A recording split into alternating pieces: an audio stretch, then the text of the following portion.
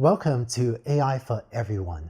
AI is changing the way we work and live, and this non-technical course will teach you how to navigate the rise of AI. Whether you want to know what's behind the buzzwords, or whether you want to perhaps use AI yourself, either in a personal context or in a corporation or other organization, this course will teach you how. And if you want to understand how AI is affecting society and how you can navigate that, you also learn that from this course. In this first week, we'll start by cutting through the hype and giving you a realistic view of what AI really is. Let's get started. Many experts agree that AI will create a huge amount of value. For example, according to a study by McKinsey Global Institute, AI would create an additional 13 to 22 trillion US dollars of value annually by the year 2033. Of this 13 to 22 trillion, $3 to $4 trillion is predicted to come from what's called generative AI, which is a relatively new type of AI technology that can produce high-quality content, specifically text, images, and audio. But the larger portion of value will be from other forms of AI than generative AI. For example, a technology called supervised learning. We'll focus more on these other, more mature types of AI technology in this course. AI is already creating tremendous amounts of value in the software industry, and the McKinsey study points out that a lot of the value to be created in the future lies outside the software industry. For example, in sectors such as retail, travel, transportation, automotive, materials manufacturing, and so on. I actually have a hard time thinking of an industry that I don't think AI will have a huge impact on in the next several years. My friends and I used to challenge each other to name an industry where we don't think AI will have a huge impact. And my best example was the hairdressing industry, because how do you use AI or robotics to automate hairdressing? But I once said this on stage, and one of my friends who is a robotics professor was in the audience that day, and she actually stood up and she looked at me in the eye and she said, Andrew, most people's hairstyles, I couldn't get a robot to cut their hair that way, but she looked at me and said, your hairstyle, Andrew, that a robot can do.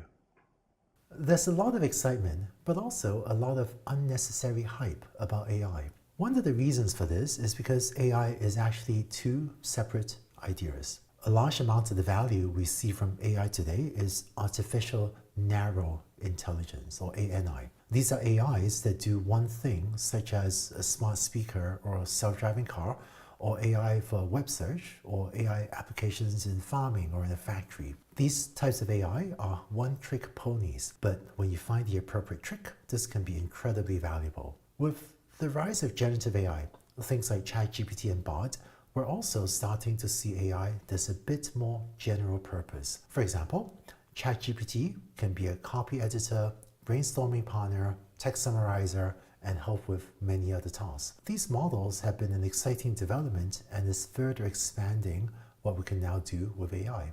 In addition, AI also refers to the concept of AGI, or Artificial General Intelligence. This is the goal of building AI that could do any intellectual task that a human can, or maybe even be super intelligent and do even more things than any human can.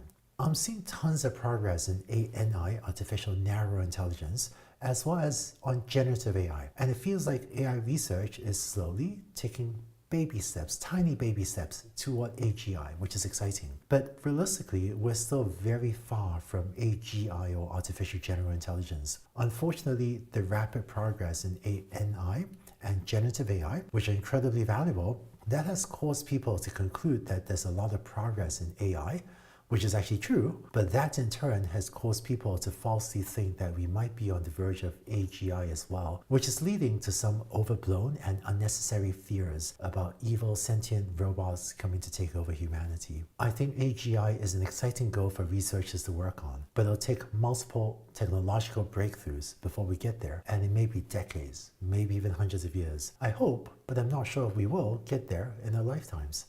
But given how far away AGI is, I think there is no need to unduly anxiety about it. In this week, you learn what ANI can do and how to apply them to your problems. Later in this course, you also see some case studies of how ANI, these one-trick ponies, can be used to build really valuable applications such as smart speakers and self-driving cars. In detail, In this week, you learn what is AI. You may have heard of machine learning, and the next video will teach you what is machine learning. You also learn what is data and what types of data are valuable, but also what types of data are not valuable. You learn what it is that makes a company an AI company or an AI first company, so that perhaps you can start thinking if there are ways to improve your company or other organizations' ability to use AI. And importantly, you also learn this week what machine learning can and cannot do. In our society, newspapers as well as research papers tend to talk only about the success stories of machine learning and AI, and we hardly ever see any failure stories because they just aren't as interesting to report on. But for you to have a realistic view of what AI and what machine learning can and cannot do, I think it is important that you see examples of both so that you can make more accurate judgments about what you may and maybe should not try to use these technologies for. Finally, a lot of the recent rise of machine learning has been driven through the rise of deep learning, sometimes also called neural networks. In the final 2 optional videos of this week, you can also see an intuitive explanation of deep learning so that you will better understand what they can do, particularly for a set of narrow ANI tasks. So that's what you learn this week. And by the end of this week, you have a sense of AI technologies and what they can and cannot do. In the second week, you learn how these AI technologies can be used to build valuable projects. You learn what it feels like to build an AI project, as well as what you should do to make sure you select projects that are technically feasible, as well as valuable to you or your business or other organization. After learning what it takes to build AI projects, in the third week, you learn how to build AI in your company. In particular, if you want to take a few steps toward making your company good at AI, you see the AI transformation playbook and learn how to build AI teams and also build complex AI products. Finally, AI is having a huge impact on society. In the fourth and final week, you learn about how AI systems can be biased and how to diminish or eliminate such biases. You also learn how AI is affecting developing economies and how AI is affecting jobs, and be better able to navigate this rise of AI for yourself and for your organization. By the end of this 4-week course, you'll be more knowledgeable and better qualified than even the CEOs of most large companies in terms of your understanding of AI technology, as well as your ability to help yourself or help your company or other organization navigate the rise of AI. And so I hope that after this course, you'll be in a position to provide leadership to others as well as they navigate these issues. Now, one of the major technologies driving the recent rise of AI is machine learning. But what is machine learning? Let's take a look in the next video. The rise of AI has been largely driven by one tool in AI called machine learning. In this video, you learn what is machine learning so that by the end, you hopefully be able to start thinking how machine learning might be applied to your company or to your industry. The most commonly used type of machine learning is a type of AI that learns A to B or input to output mappings. And this is called supervised learning. Let's see some examples. If the input A is an email and the output B you want is this email spam or not, 0 or 1, then this is the core piece of AI used to build a spam filter. Or if the input A is an audio clip and the AI's job is to output the text transcript, then this is speech recognition. More examples, if you want to input English and have it output a different language, Chinese, Spanish, something else, then this is machine translation. Or the most lucrative form of supervised learning of this type of machine learning may be online advertising, where all the large online ad platforms have a piece of AI that inputs some information about an ad and some information about you and tries to figure out will you click on this ad or not. And by showing you the ads that you're most likely to click on, this turns out to be very lucrative. Maybe not the most inspiring application, but certainly having a huge economic impact today. Or if you want to build a self-driving car, one of the key pieces of AI is an AI that takes as input an image and some information from the radar or from other sensors and outputs the position of other cars, so your self-driving car can avoid the other cars. Or in manufacturing, I've actually done a lot of work in manufacturing where you would take as input a picture of something you've just manufactured, such as a picture of a cell phone coming off an assembly line. This is a picture of a phone, not a picture taken by a phone. And you want to output, is there a scratch or is there a dent or some other defect on this thing you've just manufactured? And this is visual inspection, which is helping manufacturers reduce or prevent defects in the things that they're making. Supervised learning also lies at the heart of generative AI systems like the ChatGPT and Bard chatbots that generate text. These systems work by learning from huge amounts of text, so you download it from the internet, so that when given a few words as the input, the model can predict the next word that comes after. These models, which are called large language models or LLMs, generate new text by repeatedly predicting what is the next word they should output. Given the widespread attention on LLMs, let's look briefly on the next slide in greater detail at how they work. Large language models are built by using supervised learning to train a model to repeatedly predict the next word. For example, if an AI system has read on the internet a sentence like, "My favorite drink is lychee bubble tea," then the single sentence would be turned into a lot of A to B data points for the model to learn to predict the next word. Specifically, given this sentence, we now have one data point that says, given the phrase "my favorite drink," what do you predict is the next word? In this case, the right answer is, and given "my favorite drink is," what do you predict is the next word? And the correct answer is lychee, and so on until you have used all the words in the sentence. So this one sentence is turned into multiple inputs A and outputs B for the model to learn, given a few words as input, what is the next word. When you train a very large AI system on a lot of data, say hundreds of billions or even over 1 trillion words, then you get a large language model like ChatGPT that, given an initial piece of text called a prompt, is very good at generating some additional words in response to that prompt. The description I presented here thus omits some technical details, like how the model learns to follow instructions rather than just predict the next word found on the internet, and also how developers make the model less likely to generate inappropriate outputs, such as one that exhibit discrimination or hand out harmful instructions. If you're interested, you can learn more about these details in the course Generative AI for Everyone. At the heart of LLMs, though, is this technology that learns from a lot of data to predict what is the next word using supervised learning. So, in summary, supervised learning just learns input-output or A to B mappings. On one hand, input-output A to B seems quite limiting, but when you find the right application scenario, this turns out to be incredibly valuable. Now, the idea of supervised learning has been around for many decades, but it's really taken off in the last few years. Why is this? When my friends ask me, "Hey Andrew, why is supervised learning taking off now?"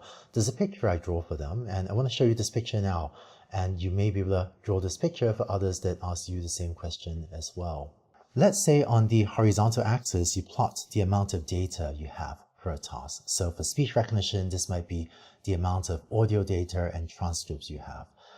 In a lot of industries, the amount of data you have access to has really grown over the last couple of decades, thanks to the rise of the internet, the rise of computers. A lot of what used to be, say, pieces of paper are now instead recorded on a digital computer. So we've just been getting more and more data. Now, let's say on the vertical axis, you plot the performance of an AI system. It turns out that if you use a traditional AI system, then the performance would grow like this. That as you feed it more data, its performance gets a bit better, but beyond a certain point, it did not get that much better. So it's as if your speech recognition system did not get that much more accurate, or your online advertising system didn't get that much more accurate at showing the most relevant ads, even as you showed it more data. AI has really taken off recently due to the rise of neural networks and deep learning. I'll define these terms more precisely in a later video, so don't worry too much about what it means for now. But with modern AI, with neural networks and deep learning, what we saw was that if you train a small neural network, then the performance kind of looks like this, whereas you feed it more data, performance keeps getting better for much longer. And if you train a even slightly larger neural network, say a medium-sized neural net, then the performance may look like that. And if you train a very large neural network, then the performance just kind of keeps on getting better and better. And for applications like speech recognition, online advertising, building a self-driving car, where having a high performance, highly accurate, say, speech recognition system is important, this has enabled these AI systems to get much better and make, say, speech recognition products much more acceptable to users, much more valuable to companies and to users.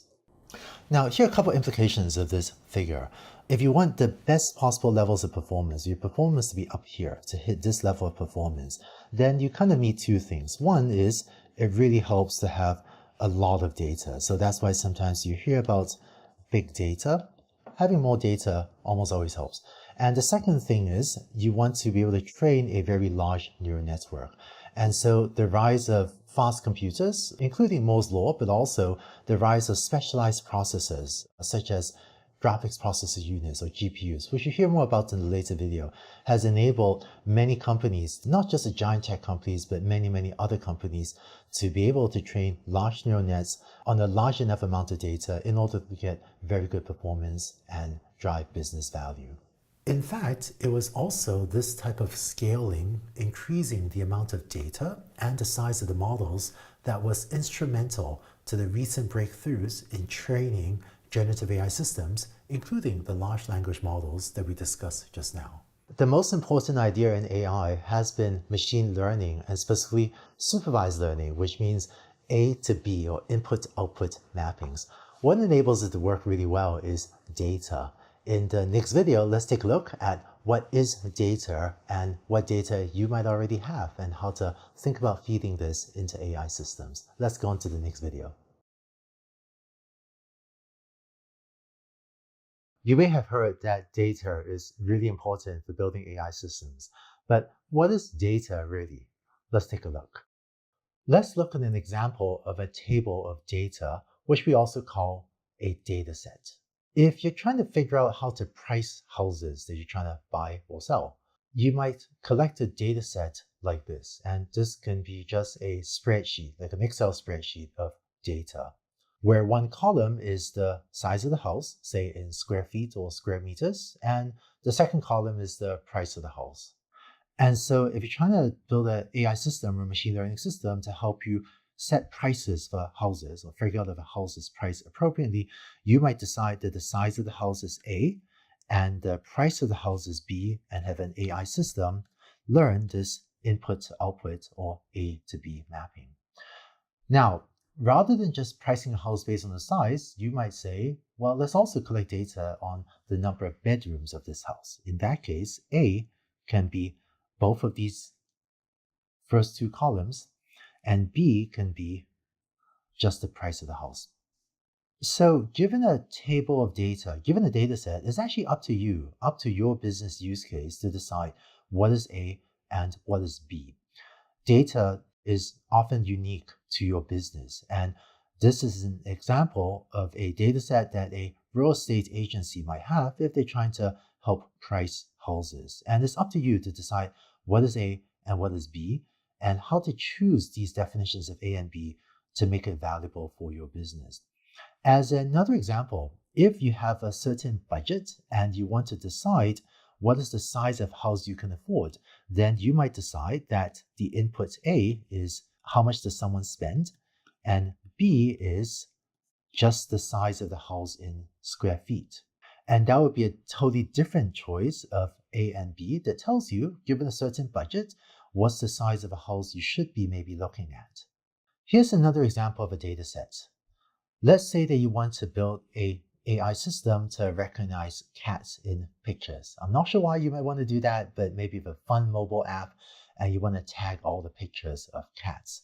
So you might collect a data set where the input A is a set of different images, and the output B are labels that says, first picture is a cat, there's not a cat, there's a cat, there's not a cat, and have an AI input a picture A and output B, is it a cat or not? So you can tag all the cat pictures on your photo feed or on your mobile app.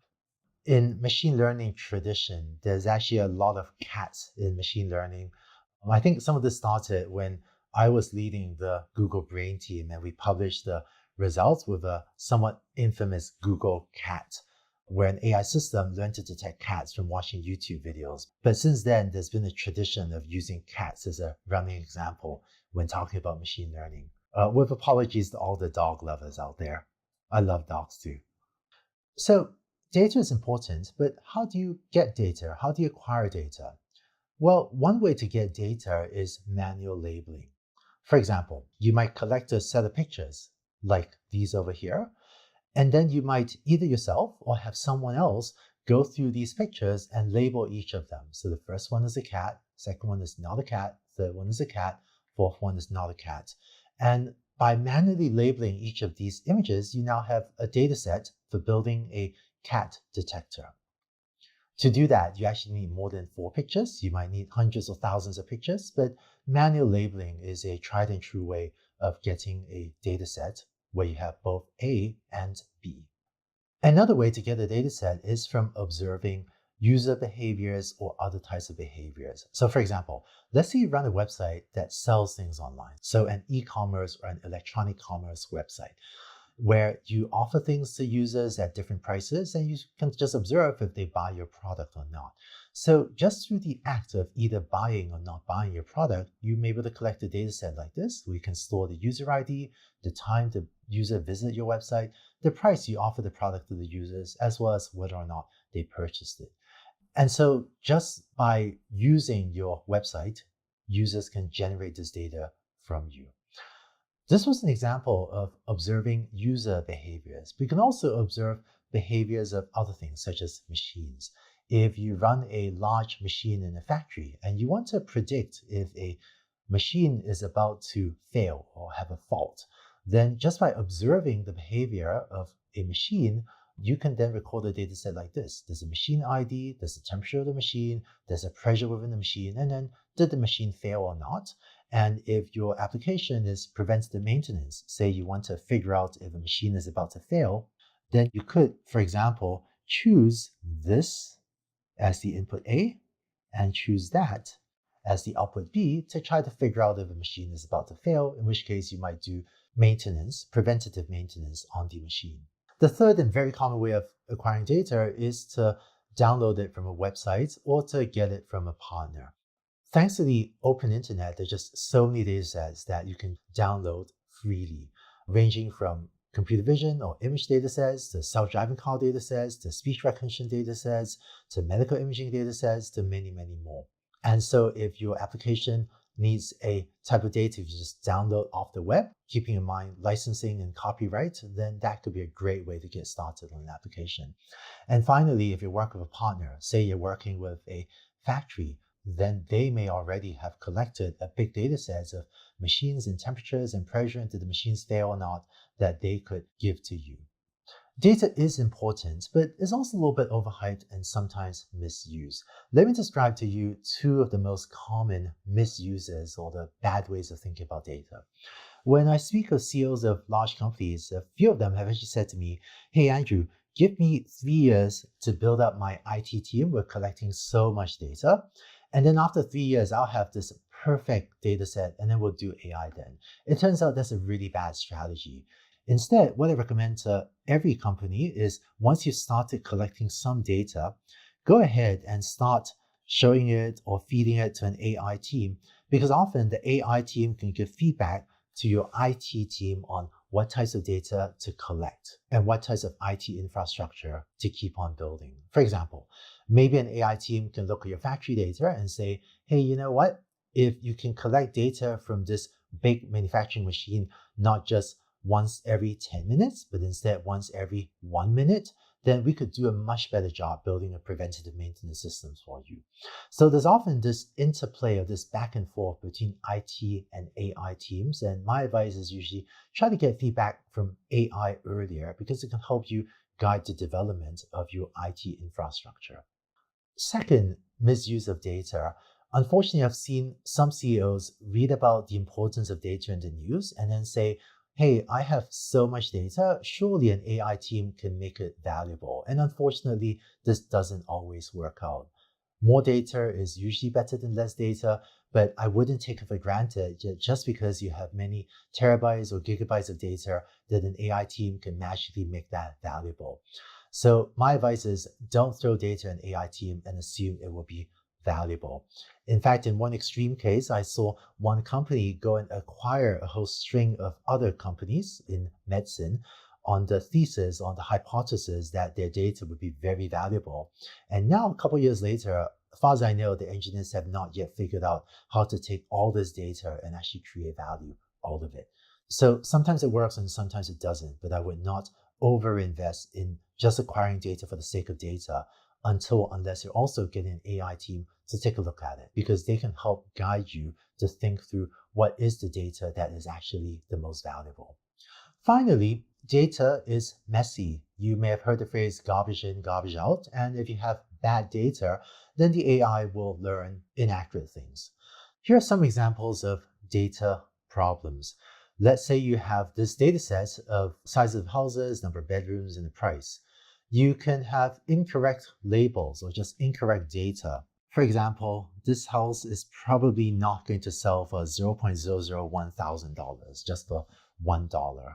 Or data can also have missing values, such as we have here a whole bunch of unknown values. And so your AI team will need to figure out how to clean up the data or how to deal with these incorrect labels and or missing values.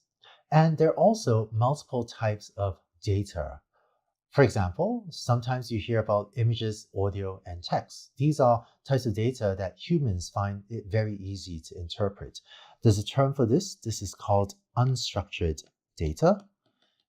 And there's certain types of AI techniques that could work with images to recognize cats, or audio to recognize speech, or text to understand if an email is spam.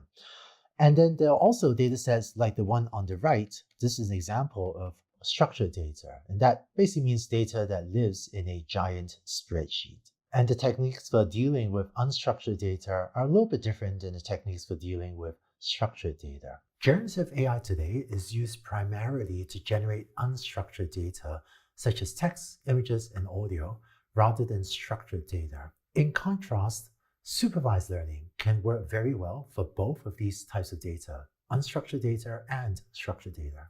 In this video, you learned what is data, and you also saw how not to misuse data, for example, by overinvesting in an IT infrastructure in the hope that it will be useful for AI in the future, but without actually checking that it really will be useful for the AI applications you want to build. And finally, you saw data is messy, but a good AI team will be able to help you deal with all of these problems. Now, AI has a complicated terminology where people throw around terms like AI, machine learning, data science. What I want to do in the next video is share with you what these terms actually mean so that you'll be able to confidently and accurately talk about these concepts with others. Let's go on to the next video. You might have heard terminology from AI such as machine learning or data science or neural networks or deep learning. What do these terms mean? In this video, you see what is this terminology of the most important concepts of AI so that you will speak with others about it and start thinking how these things could apply in your business. Let's get started. Let's say you have a housing data set like this with the size of the house, number of bedrooms, number of bathrooms, whether the house is newly renovated, as well as the price. If you want to build a mobile app to help people price houses, so this would be the input A, and this would be the output B, then this would be a machine learning system. In particular, it'd be one of those machine learning systems that learns input to output or A to B mappings. So machine learning often results in a running AI system. So it's a piece of software that any time of day, any time of night can automatically input A these properties of a house and outputs B. So if you have an AI system running, serving dozens or hundreds or thousands of millions of users, that's usually a machine learning system.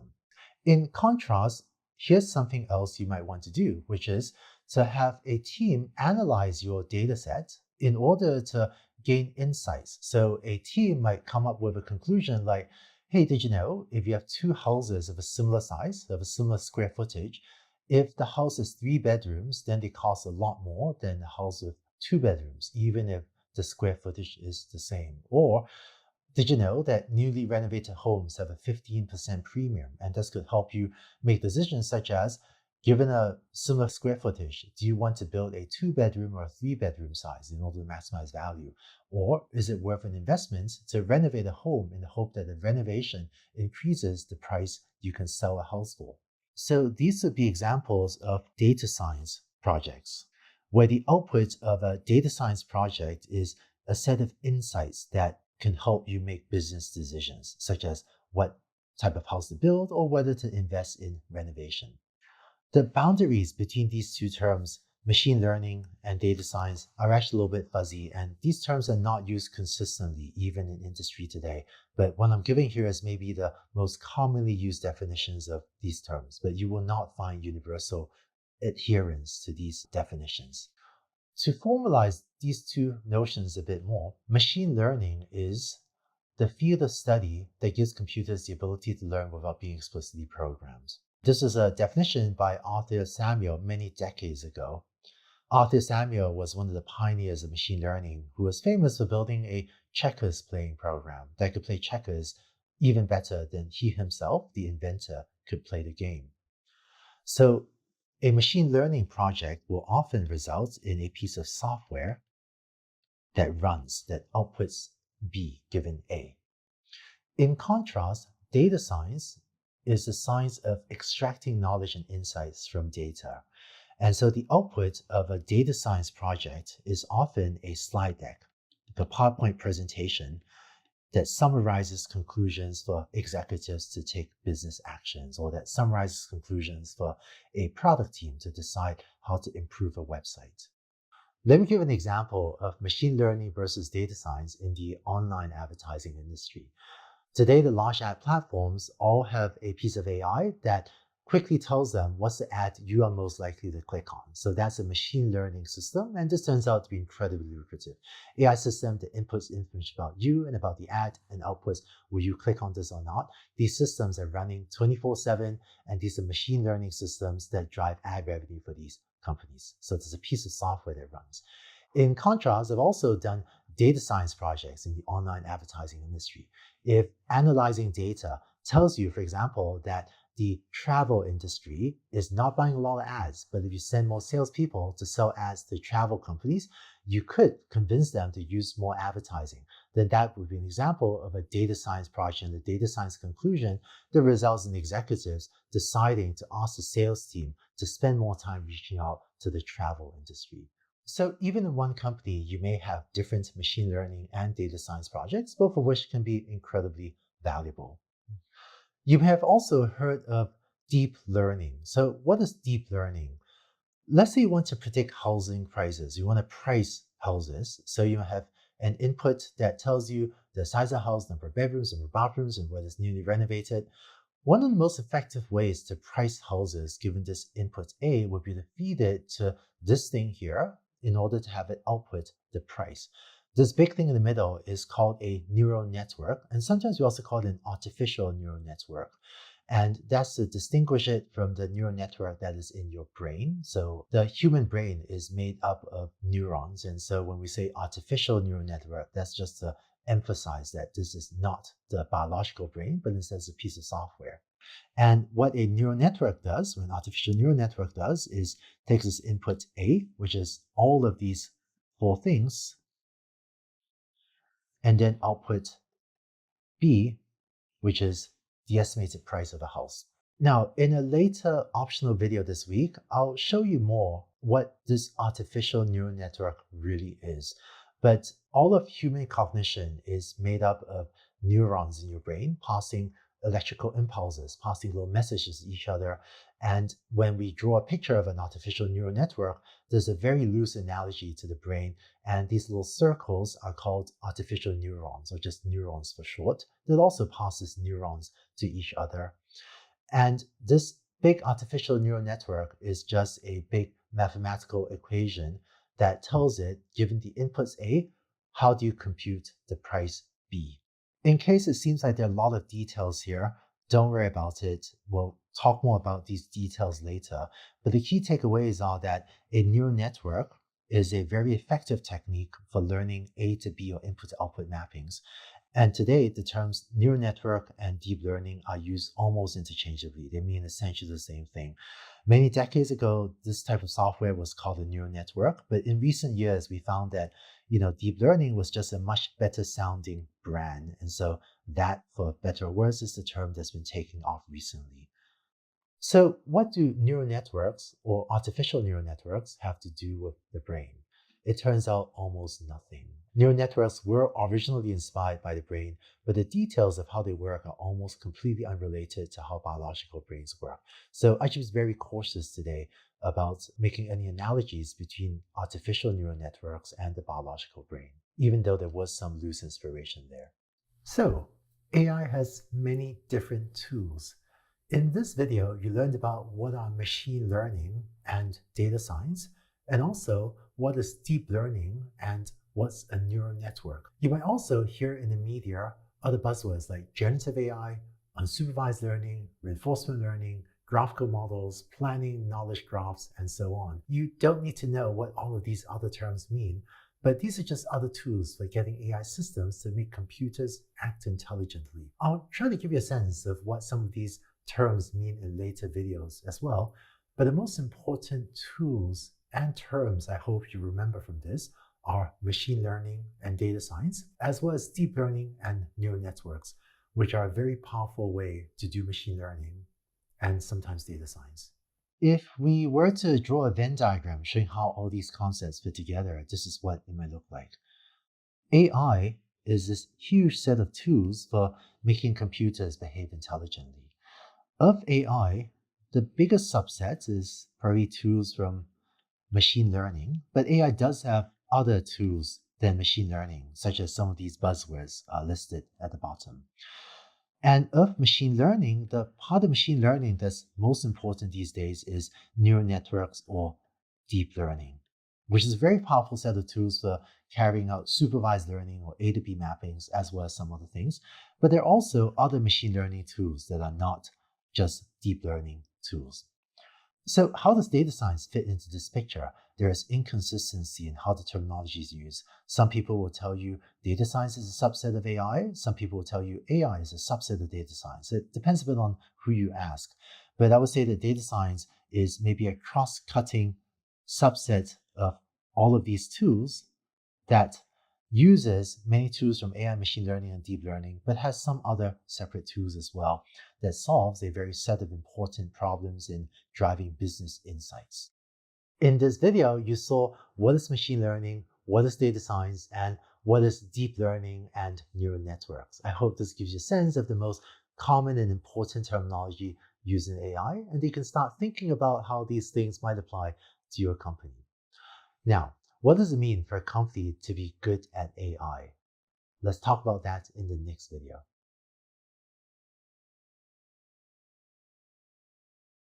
What makes a company good at AI? And perhaps even more importantly, what will it take for your company to become great at using AI?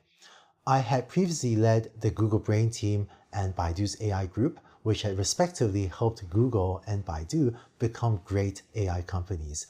So what can you do for your company? There's a lesson I had learned watching the rise of the internet that I think will be relevant to how all of us navigate the rise of AI. Let's take a look.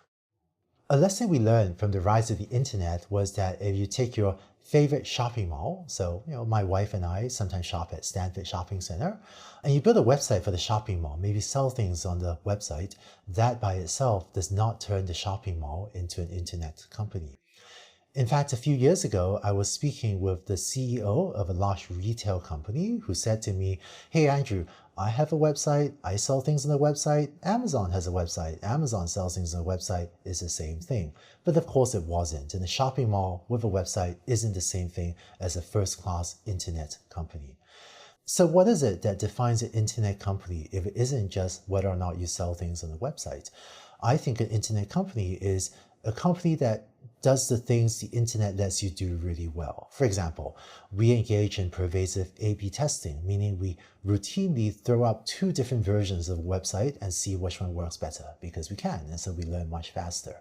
Whereas in a traditional shopping mall, it's very difficult to have two shopping malls in two parallel universes, and you can only maybe change things around every quarter or every 6 months. Internet companies tend to have very short iteration times. You can ship a new product every week or maybe even every day because you can. Whereas a shopping mall can be redesigned and re-architected only every several months. Internet companies also tend to push decision-making down from the CEO to the engineers and to other specialized roles, such as the product managers. This is in contrast to a traditional shopping mall where you can maybe have the CEO just decide all the key decisions and then just everyone does what the CEO says. And it turns out that traditional model doesn't work in the internet era because only the engineers and other specialized roles like product managers know enough about the technology and the product and the users to make great decisions. So these are some of the things that internet companies do in order to make sure they do the things that the internet lets them do really well. This is a lesson we learned from the internet era. How about the AI era? I think that today you can take any company and have it use a few neural networks, a few deep learning algorithms.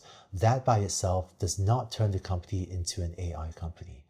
Instead, what makes a great AI company, sometimes an AI first company, is, are you doing the things that AI lets you do really well? For example, AI companies are very good at strategic data acquisition. This is why many of the large consumer tech companies may have free products that do not monetize, and it allows them to acquire data that they can monetize elsewhere. So I've led strategy teams where we would deliberately launch products that do not make any money just for the sake of data acquisition. And thinking through how to get data is a key part of the great AI companies. AI companies tend to have unified data warehouses. If you have 50 different databases or 50 different data warehouses under the control of 50 different vice presidents, then it'll be impossible for an engineer to get the data into one place so that they can connect the dots and spot the patterns. So many great AI companies have preemptively invested in bringing the data together into a single data warehouse to increase the odds that the teams can connect the dots. Subject, of course, to privacy guarantees and also to data regulations such as GDPR in Europe. AI companies are very good at spotting automation opportunities. We're very good at seeing, oh, let's insert a supervised learning algorithm and have an A to B mapping here so that we don't have to have people do these tasks. Instead, we can automate it. AI companies also have many new roles, such as the MLE or machine learning engineer, and new ways of dividing up tasks among different members of a team. So for a company to become good at AI means architecting the company to do the things that AI makes it possible to do really well. Now, for a company to become good at AI does require a process. In fact, 10 years ago, Google and Baidu, as well as companies like Facebook and Microsoft that I was not a part of, were not great AI companies the way that they are today. So how can a company become good at AI? It turns out that becoming good at AI is not a mysterious, magical process. Instead, there is a systematic process through which many companies, almost any big company, can become good at AI. This is the 5-step AI transformation playbook that I recommend to companies that want to become effective at using AI. I'll give a brief overview of the playbook here and then go into detail in a later week.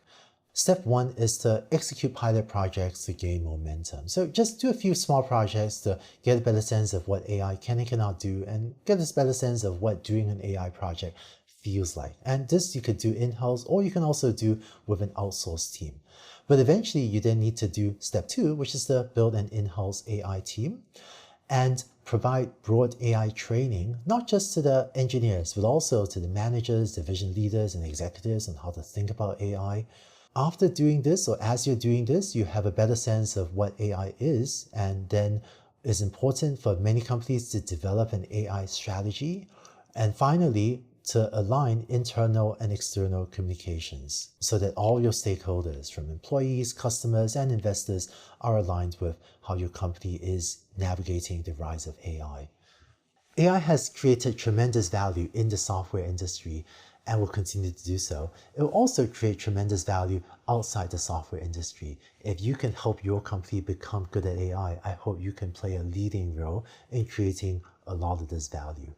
In this video, you saw what is it that makes a company a good AI company, and also briefly the AI transformation playbook, which I'll go into much greater detail on in a later week as a roadmap for helping companies become great at AI.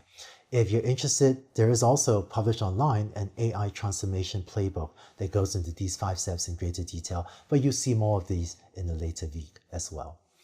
Now, one of the challenges of doing AI projects, such as the pilot projects in step 1, is understanding what AI can and cannot do. In the next video, I want to show you and give you some examples of what AI can and cannot do to help you better select projects for AI that may be effective for your company. Let's go on to the next video. In this video and the next video, I hope to help you develop intuition about what AI can and cannot do. In practice, before I commit to a specific AI project, I'll usually have either myself or engineers do technical diligence on a project to make sure that it is feasible. This means look at the data, look at the input and output A and B, and just thinking through if this is something AI can really do. What I've seen, unfortunately, is that some CEOs can have an overinflated expectation of AI and can ask engineers to do things that today's AI just cannot do. One of the challenges is that the media, as well as the academic literature, tends to only report on positive results or success stories using AI. And we see a string of success stories and no failure stories. People sometimes think AI can do everything. And unfortunately, that's just not true. So what I want to do in this and the next video is to show you a few examples of what today's AI technology can do, but also what it cannot do. And I hope that this will help you hone your intuition about what might be more or less promising projects to select for your company. Previously, you saw this list of AI applications, from spam filtering to speech recognition to machine translation, and so on. One imperfect rule of thumb you can use to decide what supervised learning may or may not be able to do is that pretty much anything you could do with a second of thought, we can probably now or soon automate using supervised learning, using this input-output mapping. So for example, in order to determine the position of other cars, that's something that you can do with less than a second. In order to tell if a phone is scratched, you can look at it and you can kind of tell in less than a second. In order to understand, or at least transcribe what was said, it doesn't take that many seconds of thought. And while this is an imperfect rule of thumb, it maybe gives you a way to quickly think of some examples of tasks that AI systems can do. Whereas in contrast, something that AI today cannot do would be accurately predicting the stock market. Say, predict the future price of some company's stock given only the historical price of that stock. This is something that a person probably can't do in 1 second or even longer than a second, and it's probably not possible to get machine learning to do this accurately either. Let's look in greater detail at this. Say the task we want to tackle is, given the recent price of a stock, that's the input A, predict the price at a future point in time, say a month into the future. That's the output B. What would happen if you were to apply machine learning to this? Well, a simpler algorithm might try to fit a straight line to the data, but depending on what period of time you fit the data to, you might get a red line like this, or if you fit it to this narrow window, you might get this blue line. So depending on the details of the implementation, this particular algorithm might give wildly varying output values. And the main problem with this application is that the past history of a stock price is just not very predictive of the future stock price, which is why attempts to use machine learning this way haven't been successful.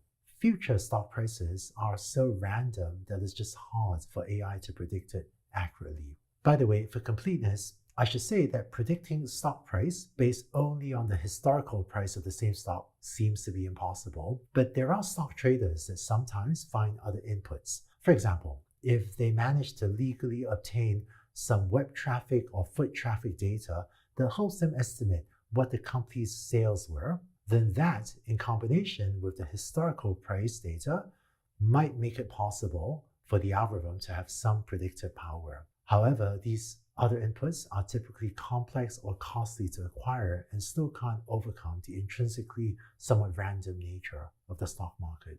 To hone your intuition about how to quickly filter feasible or not feasible projects, here are a couple of other rules of thumb about what makes a machine learning problem easier or more likely to be feasible. 1.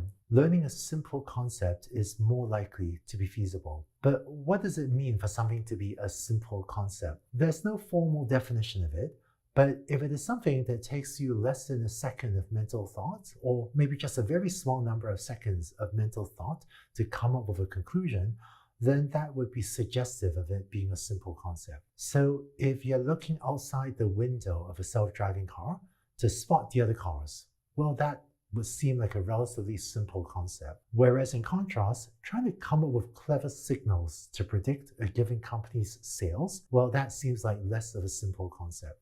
Second, a machine learning problem is more likely to be feasible if you have lots of data available. Here, data means both the input A and the output B that you want the AI system to have in your A to B or input-output mapping. So for example, in trying to determine whether a phone is scratched or not, the input A would be a set of images of phones, and the output B could be a label identifying the phone as being scratched or not scratched. Then if you have thousands of pictures of phones with both A and B, the odds of you building a machine learning system to detect scratches accurately would be much higher.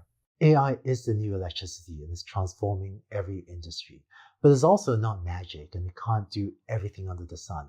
I hope that this video started to help you hone your intuitions about what it can and cannot do and increase the odds of you selecting feasible and valuable projects for maybe your teams to try working on. In order to help you continue developing your intuition, I would like to show you more examples of what AI can and cannot do. Let's go on to the next video. One of the challenges of becoming good at recognizing what AI can and cannot do is that it does take seeing a few examples of concrete successes and failures of AI. And if you work on an average of, say, one new AI project a year, then to see 3 examples would take you 3 years of work experience, and that's just a long time. What I hope to do, both in the previous video and in this video, is to quickly show you a few examples of AI successes and failures, or what it can and cannot do, so that in a much shorter time you can see multiple concrete examples to help hone your intuition and select valuable projects. So let's take a look at a few more examples. Let's say you're building a self-driving car. Here's something that AI can do pretty well, which is to take a picture of what's in front of your car, and maybe just using a camera, maybe using other sensors as well, such as radar or LiDAR. And then to figure out what is the position or where are the other cars. So this would be an AI where the input A is a picture of what's in front of your car, or maybe both a picture as well as radar and other sensor readings. And the output B is where are the other cars. And today, the self-driving car industry has figured out how to collect enough data and has pretty good algorithms for doing this reasonably well. So that's what AI today can do. Here's an example of something that today's AI cannot do, or at least would be very difficult using today's AI, which is to input a picture and output the intention or whatever the human is trying to gesture at your car. So here's a construction worker holding out a hand to ask your car to stop. Here's a hitchhiker trying to wave a car over. Here's a bicyclist raising the left hand to indicate that they want to turn left. And so if you were to try to build a system to learn an A to B mapping, where the input A is a short video of a human gesturing at your car, and the output B is what's the intention or what does this person want, that today is very difficult to do. Part of the problem is that the number of ways people gesture at you is very, very large. Imagine all the hand gestures someone could conceivably use to ask you to slow down or go or stop. The number of ways that people could gesture at you is just very, very large. And so it's difficult to collect enough data from enough thousands or tens of thousands of different people gesturing at you in all of these different ways to capture the richness of human gestures. So learning from a video to what this person wants is actually a somewhat complicated concept. In fact, even people have a hard time figuring out sometimes what someone waving at your car wants. And then second, because this is a safety critical application, you would want an AI that is extremely accurate in terms of figuring out, does the construction worker want you to stop or does he or she want you to go? And that makes it harder for an AI system as well. And so today, if you collect just say 10,000 pictures of other cars, many teams will be able to build an AI system that at least has a basic capability at detecting other cars. In contrast, even if you collect pictures or videos of 10,000 people, it's quite hard to track down 10,000 people waving at your car. Even with that data set, I think it's quite hard today to build an AI system to recognize human intention from the gestures at the very high level of accuracy needed in order to drive safely around these people. So that's why today, many self-driving car teams have some components for detecting other cars, and they do rely on that technology to drive safely. But very few self-driving car teams are trying to count on an AI system to recognize a huge diversity of human gestures and counting just on that to drive safely around people. Let's look at one more example. Say you want to build an AI system to look at X-ray images and diagnose pneumonia. So all of these are chest X-rays. So the input A could be the X-ray image and the output B can be the diagnosis. Does this patient have pneumonia or not? So that's something that AI can do. Something that AI cannot do would be to diagnose pneumonia from 10 images of a medical textbook chapter explaining pneumonia. A human can look at a small set of images, maybe just a few dozen images, and read a few paragraphs from a medical textbook and start to get a sense. But I actually don't know, given a medical textbook, what is A and what is B, or how to really pose this as an AI problem to know how to write a piece of software to solve if all you have is just 10 images and a few paragraphs of text that explain what pneumonia in a chest X-ray looks like. Whereas a young medical doctor might learn quite well reading a medical textbook and just looking at, maybe dozens of images. In contrast, an AI system isn't really able to do that today. To summarize, here are some of the strengths and weaknesses of machine learning. Machine learning tends to work well when you're trying to learn a simple concept, such as something that you could do with less than a second of mental thought, and when there's lots of data available. Machine learning tends to work poorly when you're trying to learn a complex concept from small amounts of data. A second underappreciated weakness of AI is that it tends to do poorly when it's asked to perform on new types of data that's different than the data it has seen in your dataset. Let me explain with an example. Say you built a supervised learning system that uses A to B to learn to diagnose pneumonia from images like these. These are pretty high quality chest X-ray images. But now let's say you take this AI system and apply it at a different hospital or a different medical center where maybe the X-ray technician somehow strangely had the patients always lie at an angle, or sometimes there are these defects. I'm not sure if you can see the little scratches in the image, these little other objects lying on top of the patients. If the AI system has learned from data like that on your left, maybe taken from a high quality medical center, and you take this AI system and apply it to a different medical center that generates images like those on the right, then its performance will be quite poor as well. A good AI team will be able to ameliorate or to reduce some of these problems, but doing this is not that easy. And this is one of the things that AI is actually much weaker than humans.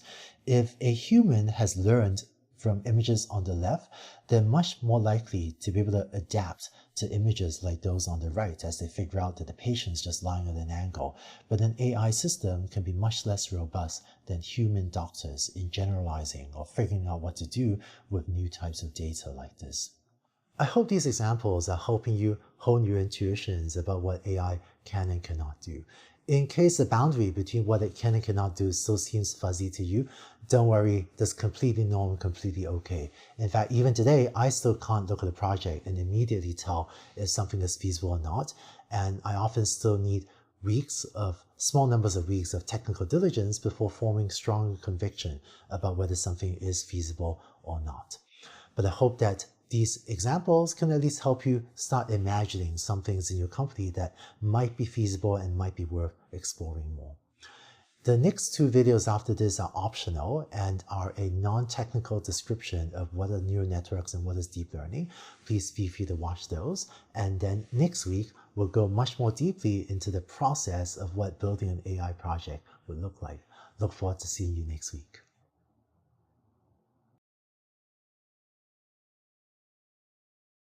The terms deep learning and neural network are used almost interchangeably in AI. And even though they're great for machine learning, there's also been a bit of hype and a bit of mystique about them. This video will demystify deep learning so that you have a sense of what deep learning and neural networks really are. Let's use an example from demand prediction. Let's say you run a website that sells t-shirts and you want to know, based on how you price the t-shirts, how many units you expect to sell, how many t-shirts you expect to sell. You might then create a data set like this, where the higher the price of the t-shirt, the lower the demand. So you might fit a straight line to this data, showing that as the price goes up, the demand goes down. Now, demand can never go below zero, so maybe you say that the demand will flatten out at zero, and beyond a certain point, you expect, pretty much no one to buy any t-shirts. It turns out this blue line is maybe the simplest possible neural network. You have as input the price, A, and you want it to output the estimated demand, B. So the way you would draw this as a neural network is that the price would be input to this little round thing there, and this little round thing outputs the estimated demand. In the terminology of AI, this little round thing here is called a neuron, or sometimes it's called an artificial neuron, and all it does is compute this blue curve that I've drawn here on the left. This is maybe the simplest possible neural network with a single artificial neuron that just inputs the price and outputs the estimated demand. If you think of this orange circle, this artificial neuron, as a little Lego brick, all that a neural network is if you take a lot of these Lego bricks and stack them on top of each other until you get a big pile or a big network of these neurons. Let's look at a more complex example.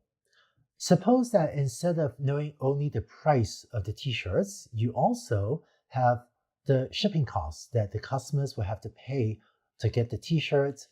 Maybe you spend more or less on marketing in a given week. And you can also make the t-shirt out of a thick, heavy, expensive cotton or a much cheaper, more lightweight material.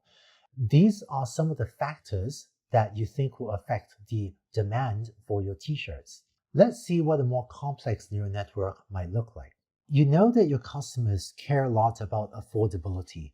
So let's say you have one neuron, and let me draw this one in blue, whose job it is to estimate the affordability of the t-shirts. And because affordability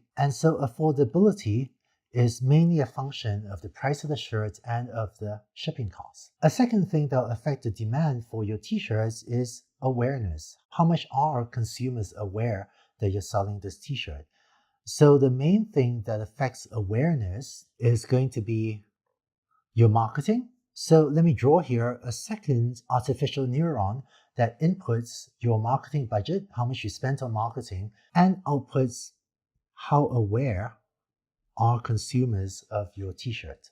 Finally, the perceived quality of your product will also affect demand, and perceived quality would be affected by marketing. If the marketing tries to convince people this is a high quality t-shirt, and sometimes the price of something also affects perceived quality. So I'm going to draw here a third artificial neuron that inputs price, marketing, and material and tries to estimate the perceived quality of your t-shirts. Finally, now that the earlier neurons, these three blue neurons, have figured out how affordable, how much consumer awareness, and what's the perceived quality, you can then have one more neuron over here that takes as input these three factors and outputs the estimated demand. So this is a neural network, and its job is to learn to map from these four inputs, that's the input A, to the output B, to demand. So it learns this input to output or A to B mapping. This is a fairly small neural network with just 4 artificial neurons. In practice, neural networks used today are much larger, with easily thousands, tens of thousands, or even much larger than that numbers of neurons. Now, there's just one final detail of this description that I want to clean up, which is that in the way I've described a neural network, it was as if you had to figure out that the key factors are affordability, awareness, and perceived quality. One of the wonderful things about using neural networks is that to train a neural network, in other words, to build a machine learning system using a neural network, all you have to do is give it the input A and the output B, and it figures out all of the things in the middle by itself. So to build a neural network, what you would do is feed it lots of data with the input A and have a neural network that just looks like this with a few blue neurons feeding to a yellow output neuron. And then you have to give it data with the demand B as well. And it's the software's job to figure out what these blue neurons should be computing so that it can completely automatically learn the most accurate possible function mapping from the input A to the output B. And it turns out that if you give this enough data and train a neural network that is big enough, this can do an incredibly good job mapping from inputs A to outputs B. So that's a neural network. It's a group of artificial neurons, each of which computes a relatively simple function, but when you stack enough of them together like Lego bricks, they can compute incredibly complicated functions that give you very accurate mappings from the input A to the output B. Now, in this video, you saw an example of neural networks applied to demand prediction. Let's go on to the next video to see a more complex example of neural networks applied to face recognition.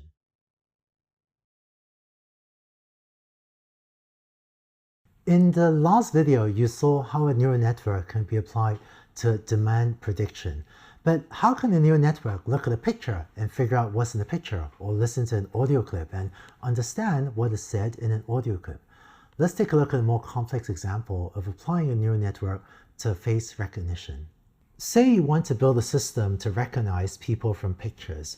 How can a piece of software look at this picture and figure out the identity of the person in it? Let's zoom in to a little square like that to better understand how a computer sees pictures.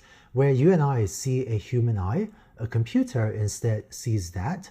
It sees this grid of pixel brightness values that tells it for each of the pixels in the image, how bright is that pixel. If it were a black and white or a grayscale image, then each pixel would correspond to a single number telling you how bright is that pixel. If it's a color image, then each pixel would actually have 3 numbers corresponding to how bright are the red, green, and blue elements of that pixel. So the neural network's job is to take as input a lot of numbers like these and tell you the name of the person in the picture. In the last video, you saw how a neural network can take as input 4 numbers corresponding to the price, shipping cost, amount of marketing, and the cloth material of a t-shirt and output demand. In this example, the neural network just has to input a lot more numbers corresponding to all of the pixel brightness values of this picture. If the resolution of this picture is 1000 pixels by 1000 pixels, then that's 1,000,000 pixels. So if it were a black and white or a grayscale image, this neural network would take as input 1,000,000 numbers corresponding to the brightness of all 1,000,000 pixels in this image. Or if it was a color image, it would take as input 3,000,000 numbers corresponding to the red, green, and blue values of each of these 1,000,000 pixels in this image. Similar to before, you will have many of these artificial neurons computing various values. And it's not your job to figure out what these neurons should compute. The neural network will figure it out by itself. But typically, when you give it an image, the neurons in the earlier parts of the neural network will learn to detect edges in pictures, and then a little bit later, it'll learn to detect parts of objects. So it may learn to detect eyes and noses and the shape of cheeks and the shape of mouths. And then the later neurons, further to the right, will learn to detect different shapes of faces, and it will finally put all this together to output the identity of the person in the image. And again, part of the magic of neural networks is that you don't really need to worry about what it is doing in the middle. All you need to do is give it a lot of data of pictures like this, A, as well as of the correct identity, B, and the learning algorithm will figure out by itself what each of these neurons in the middle should be computing. Congratulations on finishing all the videos for this week. You now know how machine learning and data science work. I look forward to seeing you in next week's videos as well, where you learn how to build your own machine learning or data science project. See you next week.